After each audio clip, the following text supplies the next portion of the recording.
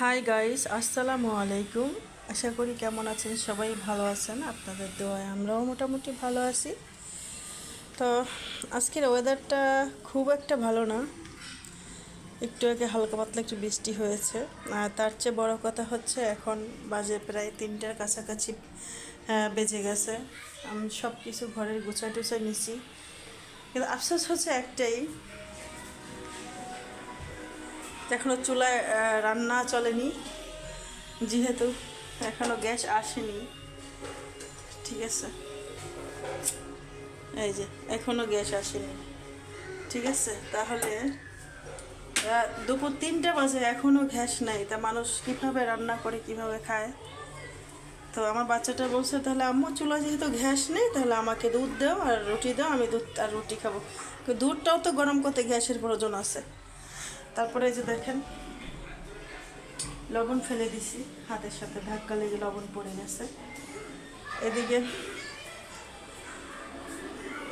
ছেলেটারও খিদে পেয়েছে, শুয়ে আছে এই যে, আর কার্টুন দেখতেছে শুয়ে শুয়ে। যদি আমি ক্যামেরা অন করছি তাহলে এই ব্যাঙের মতো লাফাবে শুধু। এই হলো কথা। তা চলুন গাইস, আপনাদের সাথে একটা জিনিস শেয়ার করি।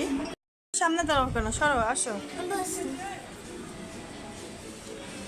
আমি কিছুদিন আগে মরিচের গাছ লাগাইছিলাম, কিন্তু অনেক বড় হওয়ার পরে গাছটা অবশ্য মরে গেছে।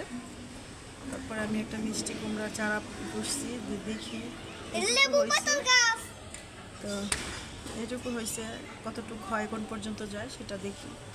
এই যে দেখেন, মাটি নেই, মাটি হলে অবশ্য গাছ কত, যেহেতু আমাদের বারান্দায় রৌদ্র লাগে, মানে ফাঁকা তো মেলা খোলা জায়গা, এই জন্যে রৌদ্র লাগে প্রচুর, কিন্তু মাটির কারণে আমি গাছ লাগাতে পারতেছি না। তাই ভাবছি এসে গিয়ে আমি 2টা চারা নিয়ে আসবো, আমি এখানে বারান্দা লাগাবো, যেহেতু আমার গাছের খুব শখ। এই যে লেবু গাছ, কত বড় বড় লেবু গাছ হয়ে রয়েছে। মানুষের, এটা আমাদের না, অবশ্য আমাদের পাশের ফ্ল্যাটের, পাশের ইউনিটের আর কি। কত বড় লেবু গাছ, কিন্তু একটা লেবু ধরে না,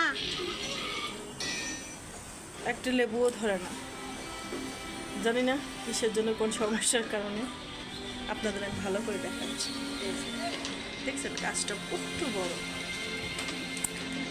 অনেক বড়, কিন্তু আফসোস একটা লেবু আমি এখানে 1 বছর হলো, প্রায় বছর কাছে গেছে আসছি, আমি একটা লেবু এখনো রোদে দেখিনি।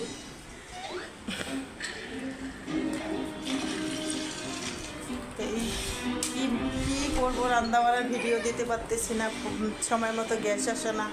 আবার যখন গ্যাস আসে তখন দেখা যাচ্ছে যে এখানে ময়লা পড়ে গেছে, ধুলা পড়ে গেছে। আজকে রুচিকে বলতে হবে যে ধুলা পড়ে গেছে, এগুলো পরিষ্কার করতে হবে। তো গাইস, এই ছিল আজকের আমার কথাবার্তা।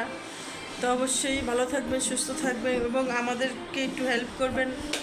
ঠিক আছে, আমাদের একটু সাবস্ক্রাইব করবেন, একটু দেখবেন, আমাদের ভিডিও দেখবেন। আমরা নতুন মানুষ, আমাদের ভিডিও যদি আপনারা না দেখেন তাহলে আমরা সামনে কীভাবে এগোবো? তো অবশ্যই লাইক, কমেন্ট, শেয়ার করবেন, এবং সাবস্ক্রাইব করতে ভুলবেন না। তো সবার জন্য দোয়া করি, সবার জন্য দোয়া রইল, এবং ভালোবাসাও রইল। আমরা যদি একজন একজনকে ভালো না বাসি, তাহলে তো আমরা সামনে এগোতে পারবো না। সেই জন্যই সবার প্রতি দোয়া ও ভালোবাসা রইল।